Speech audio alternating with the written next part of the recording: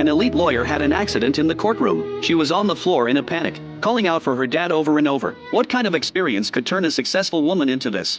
Sujin was a sharp, no-nonsense elite lawyer at work. At home, she was a single mother who had everything under control. After her divorce, she was fully capable of raising her young daughter Gina on her own. To give her daughter a better education, she made the painful decision to send Gina to live with her ex-husband in America. But fate showed its fangs when she least expected it. The first signs of the disease were subtle. She'd panic at home thinking her daughter had disappeared. She'd forget she told her daughter she didn't need to write in her diary. The day they took her daughter to the airport, her brain went into complete chaos. She took a work call and dealt with some documents for a bit. The next second, she completely forgot where she parked the car. She finally remembered where the car was, but then forgot her father and daughter had already left. She thought she'd missed the flight. She kept demanding to know why her father didn't remind her. In extreme panic, she hit the gas instead of the brake. The accident sent her straight to the hospital. When the test results came back, both she and her father were stunned. She had early-onset Alzheimer's disease. In other words, dementia. What was even more devastating, the doctor told her this early-onset form progresses much faster than in elderly patients. In as little as 3 months, she would forget most people and things, and be completely unable to care for herself. After that,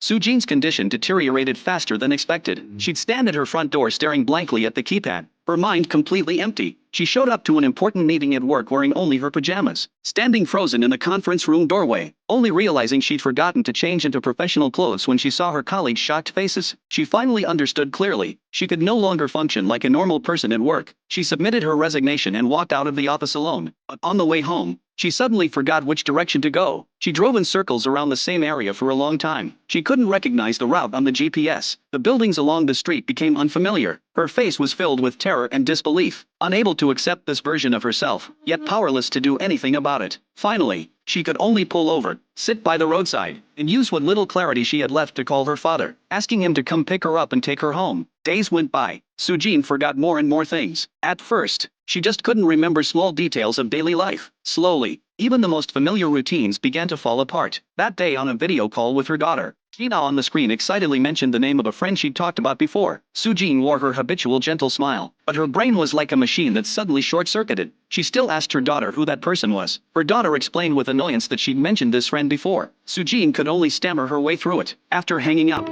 she stared at the screen, a chill running down her spine. She wasn't afraid of being sick or of pain. What terrified her most was forgetting her daughter one day. That was more cruel than any torture. She kept telling her father to keep it secret from her daughter. Absolutely couldn't tell her daughter. She was too afraid she'd never recognize her daughter again.